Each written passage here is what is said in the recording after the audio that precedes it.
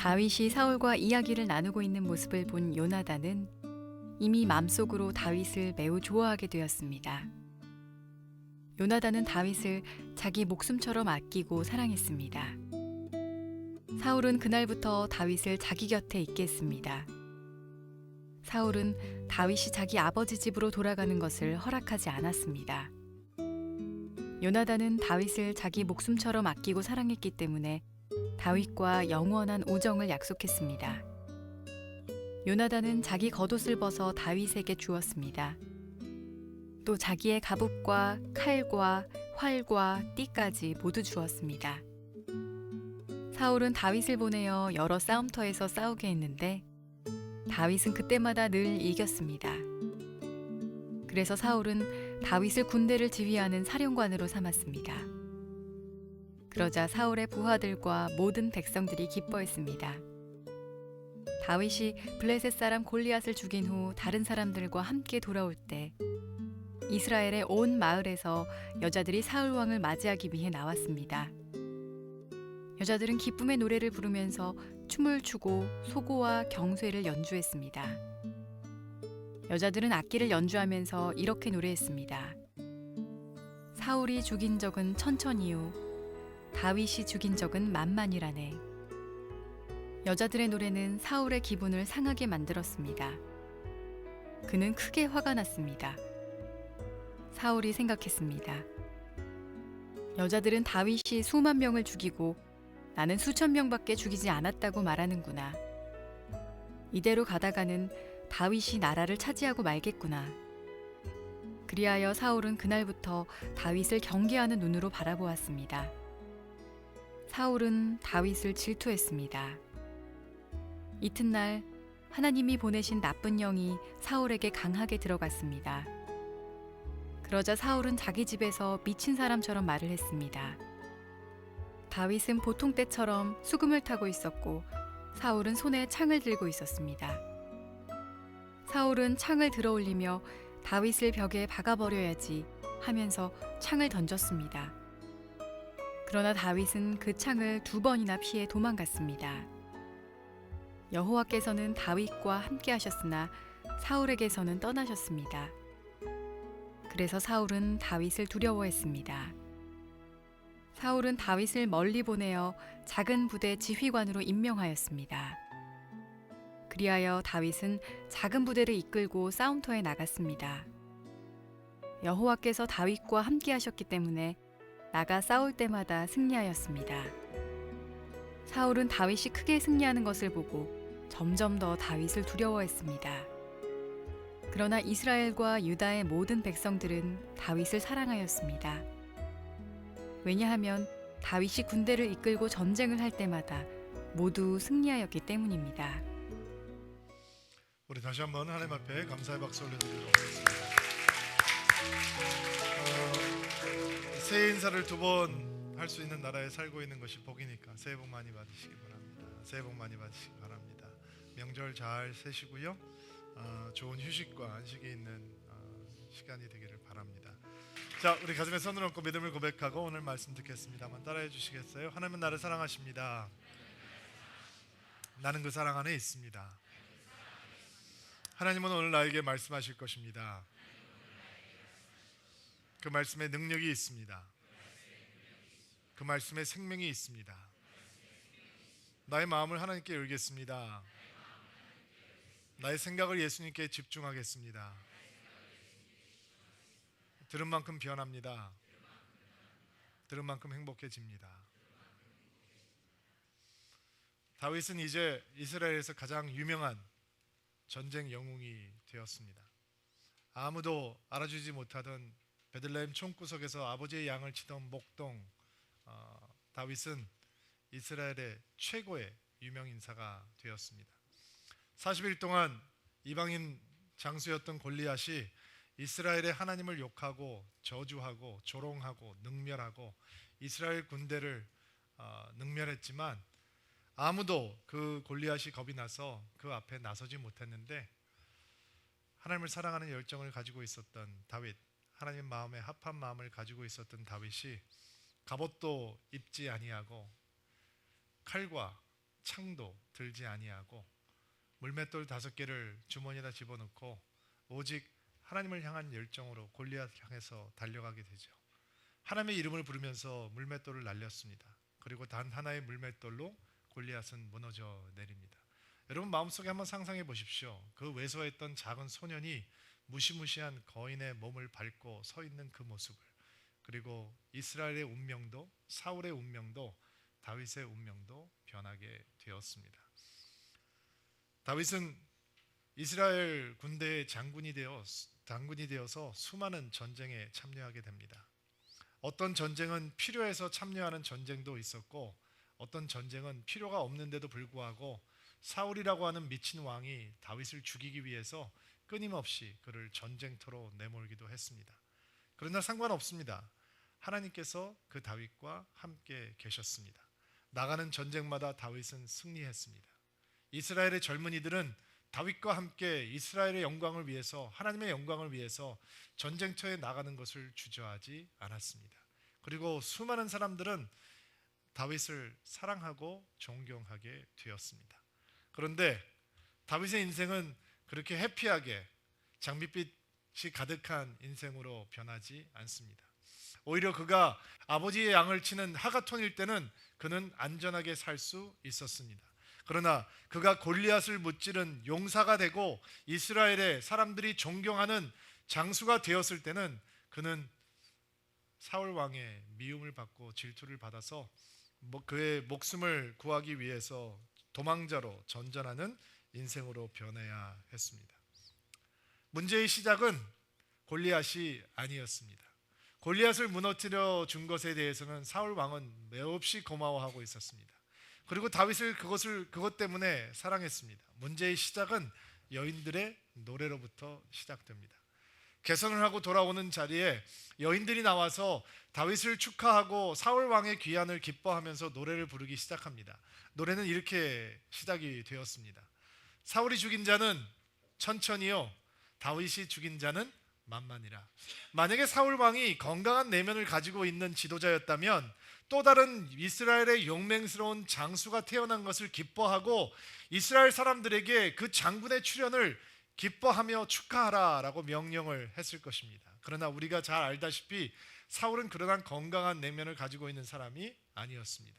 사울의 영혼은 피폐해 있었고 사울의 믿음은 추락해 있었고 그와 하나님과의 관계는 존재하지 않았습니다. 그리고 그는 이렇게 생각하기 시작합니다. 나는 사람들이 1000명을 죽였다고 얘기하고 다윗은 만 명을 죽였다고 얘기하는구나.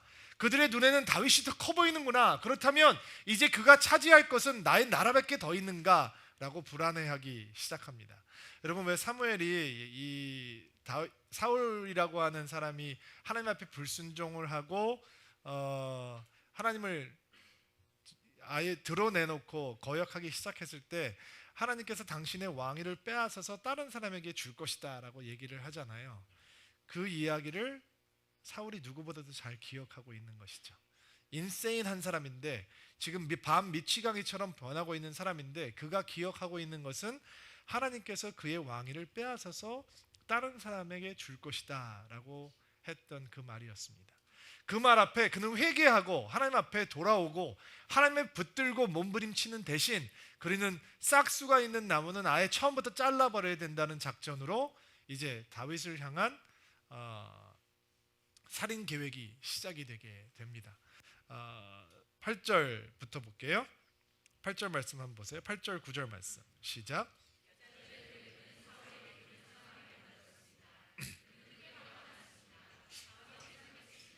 여자들이 다윗이 수만 명을 죽이고 나는 수천 명밖에 죽이지 않았다고 말하는구나. 이대로 가다가는 다윗이 이 나라를 차지하고 말겠구나.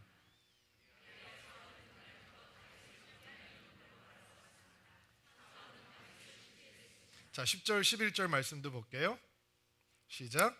이튿날 하나님이 보내신 나쁜 영이 사울에게 강하게 들어갔습니다. 그러자 사울은 자기 집에서 미친 사람처럼 말을 했습니다. 다윗은 보통대처럼 수금을 타고 있었고 사울은 손에 창을 들고 있었습니다. 사울은 창을 들려 올리며 창을 던졌습니다. 그러나 다윗은 그 창을 2번이나 이스라엘을 구해 주었던 다윗을 시기와 질투의 눈으로 바라보기 시작합니다. 아, 얘가 내 왕위를 뺏어가겠구나. 사람들이 얘를 더 좋아하는구나. 그리고 집에서 앉아 있는데 수금을 타고 노래하던 다윗을 향해서 내가 쟤를 창으로 박아 죽여버려야 되겠다라고 하면서 창을 집어던지기 시작하는 거죠. 여러분 생각해 보세요. 다윗이 지금 얼마나 위험한 상황에서 필 받아서 노래하고 있는데 창이 날아오는 것까지 감지해야 되는, 한 번 피했는데 또 집어던지고, 이게 한 번이면 또 그런 일이 있거든요. 이게 지금 기타를 칠 때마다 창이 어디서 나오는지를 봐야 된다고 생각해 보세요. 그럼에도 불구하고 수금을 탈 수 있었다는 건 참 놀라운 일 같은데 그것으로 끝나는 게 아니에요. 다윗을 죽이기 위해서 그를 끊임없이 전쟁터로 내몰죠. 그리고 이상한 조건을 내몰기 시작해요. 여러분이 다윗과 골리앗이 전쟁을 일어나기 전에 그 전쟁터에 왔을 때 왕이 골리앗을 이기는 사람에게 어떻게 준다고 합니까? 라고 다윗이 물어보는 장면 생각나죠? 그때 세 가지 베네핏을 줬어요. 뭐였죠? 돈을 많이 주고 왕의 사위가 되게 해주고 세금을 면세해주고. 자기가 안 받은 거니까 기억을 못하는 거죠. 그럼에도 불구하고 아무도 나가는 사람이 없었어요. 그리고 그 다윗이 골리앗을 이겼는데도 불구하고 사울 왕이 자신의 공주를 아무에게도 이 다윗에게 아내로 주지 않았던 것 같아요. 그러니까 다시 한번 작전을 벌이는 거예요. 다윗에게 내가 공주를 주겠다고 얘기해라. 그러면 가서 블레셋 사람들 100명을 죽여오면 내가 주겠다. 이렇게 해서 끊임없이 다윗을 전쟁터로 내몰면서 다윗을 죽이려고 하는 것이죠. 신하들과 함께 의논해요. 어떻게 하면 다윗을 죽일 수 있을까? 가서 너희들 죽이고 돌아와라. 지금 아파서 나오지 못한답니다. 그럼 침대까지 데리고 가지고 와라. 침대째 들고 오면 내가 그를 죽여버리겠다라고 하는 살인 계획이 공공연하게 왕궁에서 진행될 정도로 이제 다윗의 삶은 굉장히 힘들어지기 시작합니다. 너무 이상하죠? 다윗이 총구석에 있을 때, 묻혀 있을 때, 아무도 주목하지 않을 때 그가 부각되면 그것이 마치 하나님께서 원하시는 일이라고 사람들은 생각하기 쉬운데, 골리앗이라고 하는 사람을 무너뜨리고 이제 이스라엘의 최고의 영웅으로 등극했는데도 불구하고 또 다른 문이 열리기 시작하는데, 미치광이 왕이 질투와 시기에 사로잡혀서 다윗을 죽이려고 안달을 하는 새로운 고난 속으로 다윗은 빠져들고 있었습니다. 여러분, 이 시기와 질투라고 하는 것이 괴물이에요. 괴물이에요, 괴물. 여러분 안에도 있고 제 안에도 있어요. 사람들이 이 괴물이 왜 무서워하지 않느냐, 이 괴물을 왜 두려워하지 않느냐, 괴물처럼 안 생겼기 때문이죠. 시기라고 하는, 질투라고 하는 것이 그렇게 대수롭게 우리에게 해가 안 된다라고 생각하기 때문이에요. 제가 오래전에 책방에서 이렇게 책을 고르다가 그 옆에가 잡지 코너였는데 여고생들이 앉아서 이렇게 잡지를 보면서 서로 대화하는 소리를 이렇게 듣다가 너무 웃겨서 제가 그 기억이 굉장히 뇌리에 오래 남았어요. 대화가 이렇게 진행이 되는 거예요. 이렇게 잡지를 보면서 사진을 보면서 둘이서 대화를 하고 있는 거예요. 와, 예쁘다. 다 고친 거야. 와, 몸매 진짜 이쁘다. 키가 작잖아. 정말 인형 같아. 이 사진 봐봐. 머리가 나쁘잖아. 너무 귀여워. 얘 성격 진짜 나쁘대. 남을 칭찬할 줄 모르는 시기와 질투라고 하는 괴물이 여러분 안에도 제 안에도 있어요. 그래서 질투, 시기라고 하는 덫에 걸리게 되면 남을 향해서 도무지 칭찬할 줄도 모르고 어떤 경우에도 사람들의 약점을 교묘하게 차단해서 그것을 교묘하게 극대화할 뿐 아니라 내가 그것을 지금 의도적으로 하고 있는 것이 아니다라고 하는 것도 적절하게 보여줄 수 있는 기술을 우리는 이미 익히고 있죠. 시기지심에 사로잡혀 있는 사람들은 엘리트주의를 벗어나지 못해요. 시기와 질투 때문에 항상 남을 이겨야 하고 남보다 잘해야 되고 남보다 앞서야 되고. 여러분, 우리가 시기심이라고 하는, 질투심이라고 하는 괴물에게 붙잡히면 남의 눈물이 흘릴 때 우리는 기뻐하고 남이 기뻐할 때 숨어서 울게 되는 것이죠. 그게 시기심이라고 하는 괴물이에요. 사울 왕이 질투라고 하는 괴물의 덜미를 잡혔던 이유, 그가 질투라고 하는 괴물의 노예가 되었던 이유는 비교라고 하는 최악의 습관을 버리지 못했기 때문이에요. 하나님께서 주신 승리를 기뻐하고 감사하는 대신 자기 자신을 끊임없이 다윗과 비교하죠. 아니, 좀 더 정확하게 표현을 해보자면 사람들이 다윗에 대해서 얘기하는 것과 자기에 대해서 얘기하는 것을 끊임없이 비교하게 돼요. 그리고 아주 추악한 나락으로 떨어지게 되는 것입니다. 여러분, 아래를 쳐다보면서 질투하고 시기하는 사람은 없습니다. 대한민국에 살면서 소말리아에 사는 사람들을 보고 질투하고 시기하지 않습니다.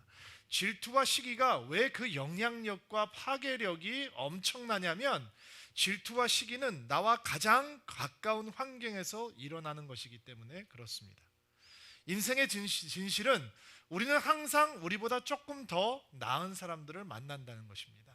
나보다 조금 더 스마트한 사람, 나보다 조금 더 샤프한 사람, 나보다 조금 더 웃긴 사람, 나보다 조금 더 잘 나가는 사람, 나보다 조금 더 키 크고 나보다 좀 더 멋져 보이고 나보다 좀 더 주름이 덜 생기고 이런 사람을 꼭 만나게 돼 있다라는 거예요. 그리고 그런 사람을 우리는 굉장히 빨리 찾아내고 발견하게 되는 것입니다. 그래서 그들을 곁눈질하고 비교하고 스스로 화내고 낙심하게 되는 것이죠. 그렇다면 이 비교라고 하는 악한 습관을 벗어날 수 있는 길은 무엇이냐? 이 나쁜 습관을 버리려면 박수치는 연습을 해보아야 합니다. 남을 향해서 끊임없이 박수치는 연습을 해야 된다는 거죠. 왜냐하면 우리는 배 아파하고 속쓰려 하는 연습은 충분히 했습니다. 남을 교묘하게 트집내고 흠집내고 끌어내리라고 하는 연습도 더 이상 필요 없을 정도로 우리는 충분히 했습니다. 그래서 내가 속으로 배가 아파지면 겉으로 크게 박수치고 크게 격려하는 연습을 해보아야 하는 것입니다.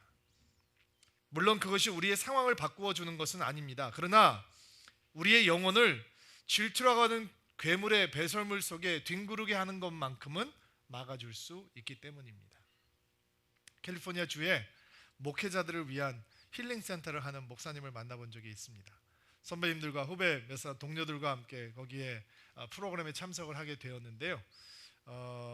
백발이 아주 아름다운 노인이셨습니다. 지친 목회자들, 낙심한 목회자들이 모이면 그분들을 밥을 해먹이고 얘기를 들어주고 기도를 해주고 하면서 이제 힐링을 하는 목사님이었어요. 너무 귀한 분이에요. 시간을 보내면서 저희들이 많이 마음이 회복되고 그 목사님에게 저희가 이런 질문을 던졌습니다. 어떻게 이런 사역을 시작하시게 되셨습니까? 주름이 빽빽한 얼굴을 가지고 계셨던 그 노 목사님께서 목사 나도 자네들처럼 젊었을 때는 아주 야심만만한 목사였다네. 신학교에서 공부도 잘했고 그래서 신학 박사학위도 좋은 신학교에서 누구보다 빨리 마치고 목회 현장에 들어가면 사람들의 스팟라이트를 받으면서 멋진 교회를 목회했을 것이라고 기대했었네. 그런데 목회 현장은 그렇지 않았네. 그리고 그 목회 현장에 대해서 얘기하는데 자기는 누구보다 실력이 있고 누구보다 설교를 열심히 준비하고 누구보다 설교를 잘하는데도 불구하고 누구보다 더 열정 있게 목회를 하는데도 불구하고 목회 현장이 이게 별 볼 일이 없는 거죠. 그리고 자기보다 못한 사람들, 자기보다 신학교에서 공부 못했던 사람들, 자기보다 실력이 없는 사람들은 목회 현장에서 교회도 커지고 주목도 받고 교단의 지도자가 되고 이런 걸 보면서 너무 마음이 불편했다는 거예요. 그래서 언젠가부터 자기도 모르는 사이에 어떤 이 목사는 이 설교가 이래서 문제고 어떤 교회는 크지만 이게 문제고 이런 얘기들만 많이 하는 사람이 되어버렸다는 거예요. 목회를 하면서 그 목사님의 영혼 가운데 그의 구세주를 향한 사랑과 감사가 넘치는 영혼을 간직하는 대신 그냥 모든 사람들의 비난과 불평과 이런 것들을 쏟아내는 사람이 되어버렸다는 거예요. 그러다가 목회를 그만두게 되셨대요. 정확하게 표현하면 쫓겨나게 된 거죠. 아니 어느 목사가 설교 때마다 이 교회는 이래서 문제고 저 교회는 저래서 문제고 저 목사 설교는 가짜고 저 목사 설교는 이게 뭐 주석이 부족하고 맨날 이런 얘기를 하는 목사를 누가 그들의 목회자로 오랫동안 품을 수 있겠어요. 그래서 목회를 그만두시게 됐어요. 너무 낙심해서 이제 백수 생활을 하기 시작했는데 식당에서 자기 신학교 동기를 만나게 되셨대요. 그 신학교 동기는 자기가 그렇게 늘 비난하던 커다란 교회의 목사였어요. 교단 사람들이 주목하고 미국이 주목하는 교회의 목사였어요. 다 부러움의 대상인 거죠. 흔히 얘기하는 세상적인 잣대로 보면 성공을 이룬 목회자였다는 거죠. 근데 식당에서 만났는데 너무 반가워하더래요. 그래서 커피를 나누면서 이런 대화를 하게 돼요. 어떻게 지내냐, 뭐하고 지내냐. 근데 이 남들이 보기에는 그렇게 부러워하는 목사님이 자기는 너무 지쳐 있고 목회하기가 힘들고 목회하기가 두렵고 자기는 다 이렇게 진이 빠져버린 사람 같고 더 이상 성도들이 줄 수 있는 것도 없고 자기가 이러다가 정말 망가질까 봐 너무 두렵고 괴롭다 하는 영혼의 고백을 하기 시작했대요. 그리고 이 목사님께서 충격을 받으신 거예요. 여태까지 그런 것들이 이루면 행복으로 충만할 거라고 생각하고 아무런 문제가 없을 거라고 생각하고 그분이 그렇게 몸부림쳤던 게 그런 목사가 되기 위해서였는데 막상 거기에 다다라 있는 목회자는 너무 지쳐 있고 너무 두려워하고 떨리고 있고 어떻게 할 수 없는 연약한 모습을 보이는 것을 보면서 이분이 자기 사재를 털어서 사막으로 들어가서 땅을 사고 집을 조그맣게 지었어요. 그리고 거기에 목회자들을 위해서 기도하는 자리를 만들려고 계획을 세운 거죠. 근데 너무 멀어요. 너무 먼 곳에 있는 곳이라서 차를 타고서는 진짜 이게 사막을 너무 오랫동안 달려야 갈 수 있는 곳이라서 물어봤어요. 우리가 왜 그럼 좀 가까운 곳에 사람들이 좀 올 수 있도록 만들어 놓지. 그러니까 그분이 웃으면서 그때 돈이 없었기 때문에 가까운 곳에 살 수 없어요. 멀리 갈 수밖에 없었다는 거예요. 근데 그게 복이었어요. 왜? 3-4시간을 가야 되니까. 거기 갔다 오면 뭐 아무 갈 수 있는 곳이 없으니까 거기에 머물러야 되니까 거기만 오면 목사들이 치유가 되는 거예요. 그 집을 사놓고 목사님이 기도를 하시는데 하나님, 내가 내 친구처럼 이렇게 힘들고 어려운 목사들을 위해서 좀 섬길 수 있으면 좋겠습니다. 낙심하고 지친 목회자들을 위해서 도움이 되고 싶습니다. 기도를 시작했는데 광고도 하는데 어떻게 사람들이 알고 하나씩 둘씩 오더라는 거예요. 그래서 그 목사님이 할 수 있는 게 뭐가 있겠어요? 그냥 밥해 먹이고 그들의 눈물을 봐주고 닦아주고 들어주고 기도해주고 그리고 안아주고 잘할 수 있을 것이라고 격려해주고 보내주고. 그랬더니 계속 시간이 지나가면서 이 사람들이 계속 몰려오기 시작하더래. 이게 이 상처받고 지치고 낙심한 목회자들의 대부가 돼버렸네. 큰 형님이 돼버리신 거예요. 다 찾아와서 그분에게 힘든 얘기하고 고민하고 다 이름만 얘기하면 알 수 있는 목사님들이 조용히 안식년을 탔고 그 자리를 찾게 되었다는 거예요. 사모님께서 이렇게 간증을 하고 있는 목사님의 말을 탁 낚아채시니 사모님이 내 남편이 이 사역을 하기 전에 어떤 사람이었는지 얘기해 주겠어요. 그럼 얘기를 하시는 거예요.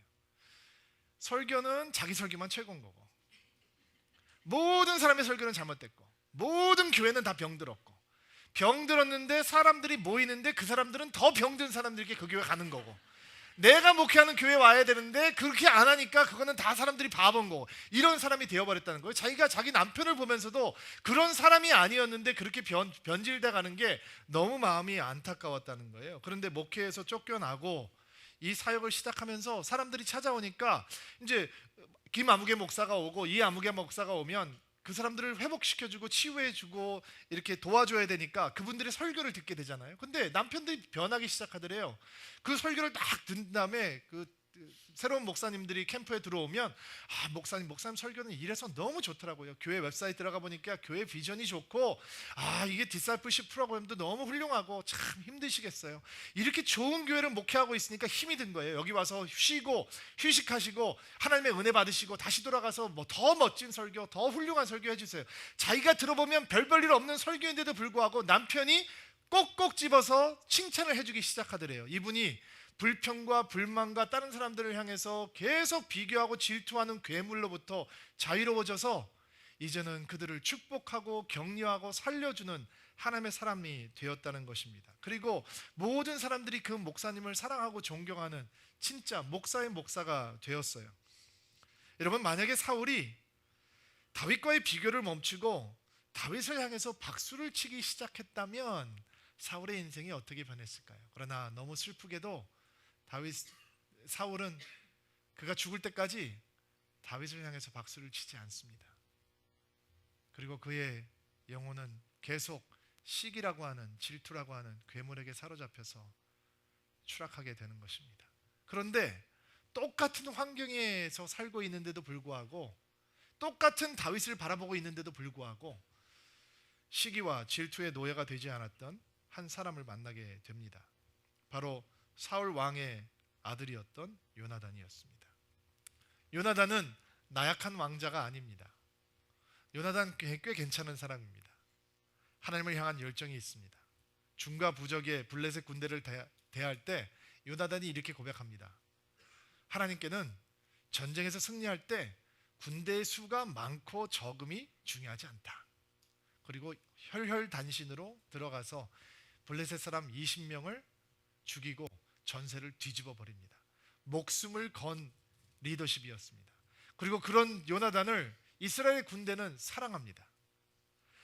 이 사울 왕이 금식령을 내립니다. 타당치 않은 금식 명령을 내리고 밥을 먹는 자는 죽이겠다. 전쟁에서 승리가 끝날 때까지 밥 먹지 마라 라고 명령을 내리는데 그 명령을 알지 못했던 요나단이 들꿀을 찍어서 입에다가 혀에다 갖다 대요. 단게 들어오니까 힘들었는데 막 힘이 살아났어요. 근데 나중에 전쟁에서 승리한 다음에 사울 왕이 그것에 대해서 알게 됩니다. 그리고 자기 아들을 죽이려고 해요. 이상한 사람인 거죠. 그때 그 요나단을 죽이려고 하는 사울 왕에게 누가 데모를 하면서 들고 일어나느냐? 요나단을 사랑했던 군사들이 요나단을 죽이는 것은 불가하다라고 해서 개죽음을 당하는 요나단을 구해 주었던 일도 있습니다. 냉정하게 보면 요나단이라고 하는 사람은 꽤 괜찮은 왕이 될 수 있는 자질을 가지고 있는 사람이었습니다. 그리고 또 냉정하게 보면 요나단이 가장 싫어하고 경계해야 되는 사람은 다윗입니다. 왜냐하면 사울 왕의 황태자가 요나단입니다. 사울에게 무슨 일이 생기면 그 왕위를 이어받아야 될 사람은 요나단이었습니다. 근데 다윗은 하나님께서 새롭게 선택하신 왕입니다. 그러므로 그들은 적대적 관계가 있어야 된다라는 것이죠. 그럼에도 불구하고 이 요나단의 영혼은 다윗을 향한 사랑과 우정으로 가득하게 되었습니다. 요나단을 생각할 때마다 저에게는 굉장히 궁금한 점이 하나 있는데, 전쟁터에 나가 있을 때 그 무시무시한 골리앗이 나와서 소리를 지르고 이스라엘 군대들을 협박할 때 왜 그 용감한 요나단이 다윗처럼 이 골리앗을 향해서 나아가지 않았을까라고 하는 것이죠. 여러분, 개인의 영성은 철저하게 공동체 영성의 지배를 받습니다. 그래서 좋은 교회에 있는 게 너무 중요한 겁니다.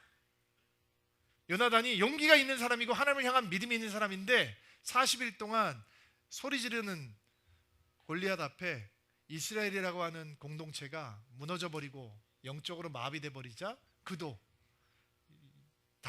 다윗처럼 골리앗을 향해서 달려갈 수 있는 힘을 잃어버리고 그들도 그와 같이 함께 두려워했던 것을 볼 수 있죠.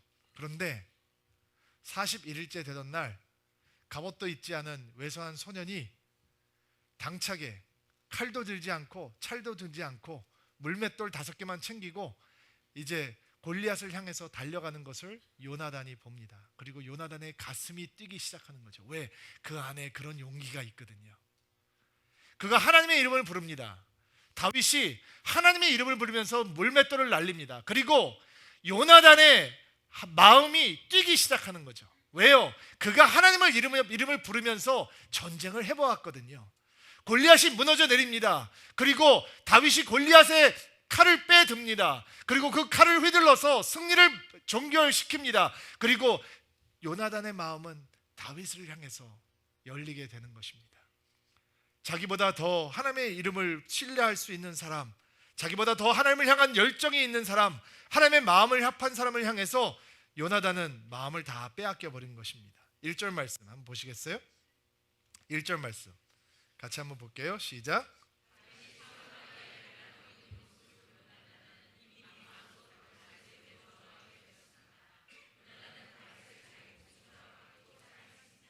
야윗과 도나단이 동년배라고 생각하는 분들 계시더라고요. 나이가 비슷하니까 친구가 되었을 거다. 아니에요. 계산을 해보면 적게 잡아도 10수년은 차이가 나고요. 아마 한 20년 혹은 더 많이 차이가 나는 나이였을 거예요. 그러니까 그 당시로 보면 아버지 아들 뻘인 거예요. 그럼에도 불구하고 두 사람이 영혼과 영혼이 통하는 친구가 되었대요. 요나단이 다윗을 자기의 목숨과 자기의 영혼을 사랑하는 것처럼 사랑하게 되었대요. 보통 요나단과 다윗의 우정을 얘기하면서 가끔 이렇게 억지 주장을 하는 학자들도 있고 사람들도 있어요. 둘이 동성애였다. 나중에 요나단의 죽음을 슬퍼하면서 요나단의 사랑이 여자들의 사랑보다 더 각별했다라고 고백하고 있는 다윗의 얘기를 들으면서 두 사람이 이제 동성애 코드였을 것이다. 이거는 말도 안 되는 쓰레기 같은 소리예요. 입에 올리기도 민망한, 근데 그런 얘기를 하는 사람들이 너무 많아지고 있기 때문에 자기의 영혼을 사랑하는 것처럼 다윗을 사랑했대요. 여러분, 주인공은 다윗이죠? 항상 우리는 주님의 마음에 합한 그 믿음의 제왕 다윗에게 있어요. 그러나 이 우정에서만큼은 시작하는 사람은 다윗이 아니에요. 요나단이에요. 다윗은 요나단에게 친구 먹자라고 얘기할 수 없어요. 나이도 한참 미치고 신분도 한 사람은 황태자이고 한 사람은 목자예요. 그러나 골리앗의 머리를 들고 자기의 아버지 사울 왕과 대화를 하고 있는 다윗을 보고 요나단은 다윗을 사랑하게 되었습니다. 그리고 자기의 마음을 주는 거죠. 3절 말씀 보시겠어요? 3절, 4절 같이 한번 읽어볼게요. 시작.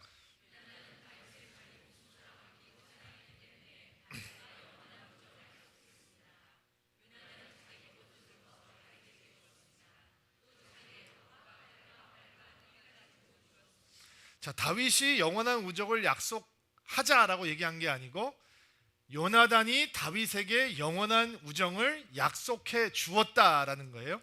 확실하게 파악을 하시. 여기서 보면 약속이라고 하는 말은 영어로 보면 promise가 아니고 covenant, 계약이라고 하는 단어예요. 이게 히브리 사람들에게는 어떤 단어냐면 이 사람들은 계약을 맺을 때 어떻게 하냐면 짐승을 둘로 쪼개가지고 양쪽으로 이렇게 놓고 그 사이를 걸어가요. 그게 계약이에요. 이게 무슨 얘기냐면 이 계약을 파기할 시는 이렇게 될 것이다. 그래서 이게 그냥 너하고 나하고 친구하자, 우리 이제 베프야 라고 끝나는 것이 아니라 우리의 우정이 파기될 때는 너도 나도 이렇게 될 것이다 라고 하는 아주 엄숙한 계약인 것이죠. 그 계약을 누가 맺고 있는 거예요? 황태자였던 요나단이 양치기였던 다윗에게 맺어주는 것이죠. 그리고 4절에 보면 그가 겉옷을 벗어서 다윗에게 입혀주는 장면이 나와요. 황태자, 왕자의 신분을 드러내는 것이 그 겉옷이었는데 이스라엘에서 그 겉옷을 입을 수 있는 유일한 사람은 요나단인 거예요. 그의 형제들도 그 황태자의 옷은 입을 수 없어요. 그 옷은 장자였던 요나단만 입을 수 있는 거예요. 근데 그것이 그 겉옷을 벗어서 다윗에게 입혀줘요. 무슨 뜻일까요? 그냥 가난한 동료에게 적선을 하는 것일까요? 선한 행동일까요? 구제였을까요? 아니에요. 왜냐하면 나중에 다윗이 굉장히 힘든 도망자의 생활을 할 때 마지막으로 요나단과 함께 만나서 우정을 나누는 장면이 나오는데 그때 요나단이 다윗에게 뭐라고 격려를 하냐면 이렇게 고통스러운 시간을 보내고 있고 내 아버지가 너를 이렇게 죽이려고 하지만 너는 반드시 이 나라의 왕이 될 것이다. 나는 너를 섬기는 자가 될 것이다. 황태자가 도망다니고 있는 양치기에게 너는 왕이 될 것이고 나는 너를 섬기는 자가 될 것이라고 얘기를 해요. 그렇다면 지금 우리가 여기서 보고 있는 황태자였던 요나단이 자신의 겉옷을 벗어서 다윗에게 입혀주고 있는 행동은 사무엘 선지자가 양각을 가져다가 거기다 기름을 받아서 다윗에게 기름을 붓고 너는 하나님께서 왕으로 삼으셨다라고 하는 행동과 별반 다름이 없는 몹시 심볼릭한 행동인 거죠. 황태자임을 포기하고 왕위를 다 버려버리고도 요나단은 다윗이라고 하는 친구를 얻고 싶었던 것입니다. 요나단이라고 하는 사람이 얼마나 대단한 사람이냐면 황태자의 신분까지 내려놓고 그는 그 우정을 갖고 싶었고 지키고 싶었기 때문입니다. 이렇게 다윗이라고 하는 사람이 사울 왕에게 엄청난 미움을 당하면서 도망자로서의 생활을 10년이 넘게 하거든요. 정말 이 힘든 생활을 하는데 다윗의 영혼이 원한과 분노와 그리고 복수심으로 가득 차지 않아요. 사울 왕을 죽일 수 있는 기회가 몇 번이 있었는데도 불구하고 사울 왕을 향해서 다윗이 칼을 들지 않아요. 끝까지 선함으로 선대해요. 그러면 우리는 이런 상황들을 보면 야 역시 이 다윗이 이 착한 마음을 가지고 있었나 보다. 아니에요. 나중에 다윗이 이렇게 착하지 않았다는 걸 제가 나발 사건이 터질 때 보여드릴게요. 다윗이 얼마나 거친 내면을 가지고 있는 존재였는지 얼마나 불같은 이 분노를 가지고 있는 사람이었는지 보여드릴게요. 그런데 사울 왕을 향해서는 절대로 그렇게 하지 않았어요. 왜 그랬을까요? 단순히 사울 왕이 하나님께서 기름 부으셔서 세우신 왕이었기 때문일까? 그게 아니라 지금 우리가 만나는 이 요나단이라고 하는 신구의 우정이 다윗의 영혼을 보호하고 있었기 때문이에요. 여러분, 사랑받은 사람은 변해요. 사랑을 받으면 사람이 바뀌어요. 다윗이 요나단을 위해서 해주는 게 별로 없어요. 요나단이 사랑을 주는 거예요. 요나단이 친구를 삼아주는 거예요. 요나단이 도망시키게 도와주는 거예요. 요나단이 아버지를 설득하는 거예요. 요나단이 내리사랑으로 갖다 주는 거예요. 그리고 그 사랑을 받은 다윗이 그 영혼이 하나님을 향한 사랑의 고백과 충성으로 섬김으로 가득한 영혼으로 보호될 수 있었던 것입니다. 여러분, 요나단이 되는 일은 참으로 위대한 일입니다. 다시, 요나단이 되는 일은 매우 위대한 일입니다. 저와 신목사가 교회를 개척할 때 동역 목회를 한다고 하니까 수많은 사람들이 저희들에게 이렇게 얘기했습니다. 목사님, 그거 안 될걸요? 안 될걸요? 동업은 안 됩니다. 우리가 사업가가 아닌데도 불구하고 사람들은 주저하지 않고 그런 이야기를 했었습니다. 그때 그럴 때마다 저와 신목사가 했던 얘기가 생각이 납니다. 저와 신목사는 여호수아 목사와 저는 다윗과 요나단 같은 사이입니다. 그런 우정이 우리에게 있기를 바랍니다. 이렇게 얘기를 했었어요. 그러면 사람들이 지금 여러분들이 고개를 끄덕이는 것처럼 고개를 끄덕끄덕 했어요. 그리고 꼭 물어보는 말이 있었어요. 무슨 말인지 아세요? 누가? 괴물이 우리 안에 있다니까요. 괴물이 우리 안에 있어요. 질문은 누가 다윗입니까? 라는 질문이에요. 다 웃으면서 물어봤어요. 근데 그 웃음 속에는 괴물이 감춰져 있는 거죠. 누가 다윗인 겁니까? 여러분, 누가 다윗인지 물어보는 사람은 절대로 요나단을 만나지 못합니다. 우리가 이런 우정을 경험하지 못하는 이유는 없어서가 아니라 나는 다윗만 되고 싶다고 하는 괴물이 우리 안에 있기 때문입니다. 우리는 그 질문의 의도를 압니다. 왕위에 오를 자가 다윗이라는 거죠. 그래서 궁금한 것입니다. 그러나 요나단이 되는 것은 다윗이 되는 것만큼 위대하고 선하고 하나님 보시기에 합당한 것입니다. 오늘만큼은 다윗이 되어야 되겠다는 집착을 잠시 내려놓고 다윗을 만들어주는 요나단이 되어야겠다라고 하는 새로운 다짐을 해보시기를 바랍니다. 지난주 목요일 날 셀장 스쿨을 시작하였습니다. 기존 셀장님들과 예비 셀장님들이 함께 모여서 훈련을 시작했습니다. 근데 예비 셀장님들을 데리고 오십시오라고 얘기를 하니까 다 셀장님들께서 이제 예비 셀장을 데리고 와서 옆에다가 앉히셨더라고요. 근데 저는 이번 주 한 주간 이 말씀을 묵상하고 있었기 때문에 너무 보기가 좋은 거예요. 우리가 신뢰했던 셀장님, 그리고 그들이 신뢰해서 세운 예비 셀장, 기도가 절로 나오더라고요. 하나님, 다윗과 요나단 같은 칼과 칼이 날카롭게 되는 놀라운 이 릴레이션십이 될 수 있도록 도와주옵소서. 기도가 절로 나오더라고요. 여러분, 저희는 꿈꿉니다. 서울드림교회 성도들이 그 사이가, 그 관계가 다윗과 골리앗 관계가 되면 곤란하겠죠. 다윗과 사울과의 관계가 돼도 굉장히 곤란할 것 같아요. 그러나 우리의 관계가 다윗과 요나단의 관계가 될 수 있다면 정말 서울드림교회는 놀라운 교회가 될 것입니다. 요나단을 만나는 건 하나님의 축복의 선물입니다. 요나단은 우리가 아무리 힘든 환경 속에서도 다시 양치기의 자리로 돌아가지 않도록 도와줍니다. 요나단을 만나면 우리는 우리 안에 있는 기름 부으심을 어떤 고난 속에서도 확인할 수 있습니다. 요나단을 만나면 우리는 어떤 고통 가운데도 하나님을 향한 아름다운 노래를 멈추지 않을 수 있습니다.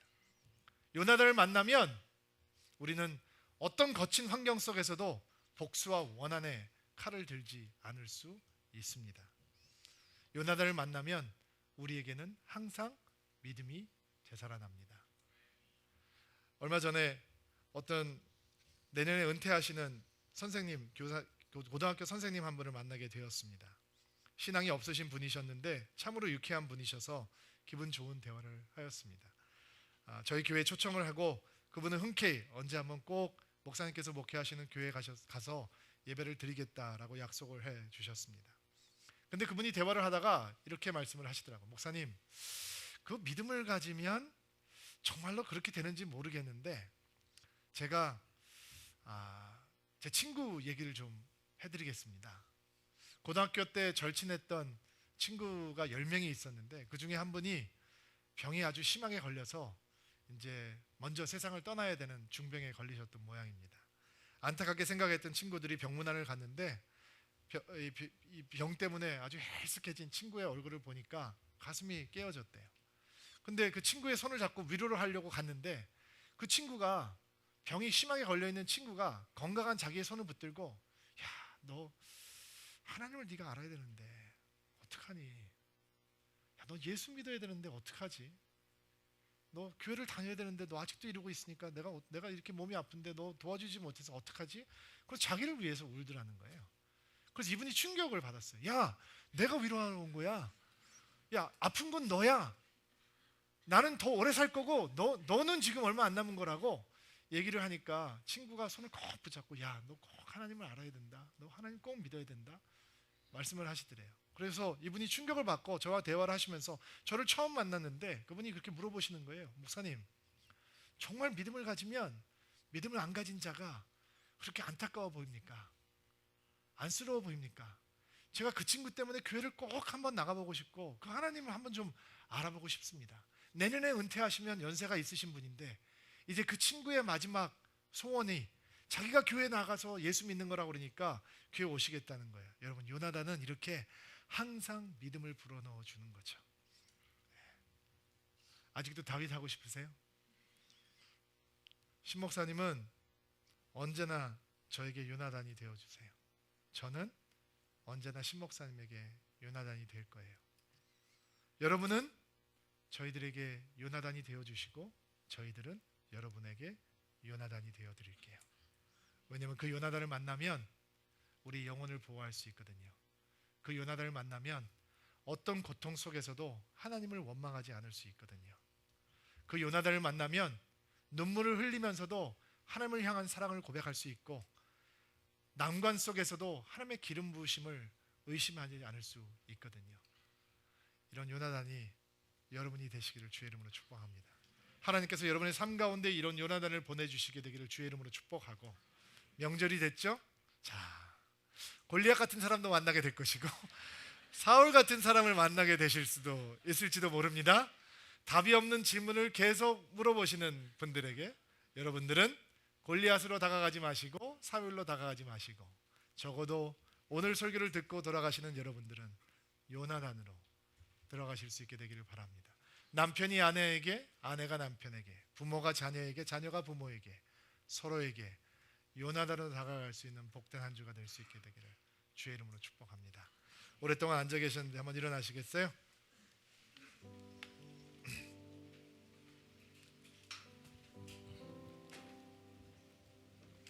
자, 우리 가슴에 손을 얹고 안수합시다. 여러분을 위해서 축복하고 기도하겠습니다. 하나님, 요나단이 될 수 있는 것이 얼마나 위대한 길인지 깨닫게 도와주십시오. 기쁜 마음으로 요나단의 자리를 걸어갈 수 있는 저희들 되게 도와주시고, 우리가 있기에 수많은 다윗들이 세워지게 도와주시고, 간절히 소망하기는 우리에게도 수많은 요나단을 보내주셔서 흔들리지 않고 견고한 믿음을 세워갈 수 있도록 도와주옵소서. 예수님의 이름으로 기도하옵나이다.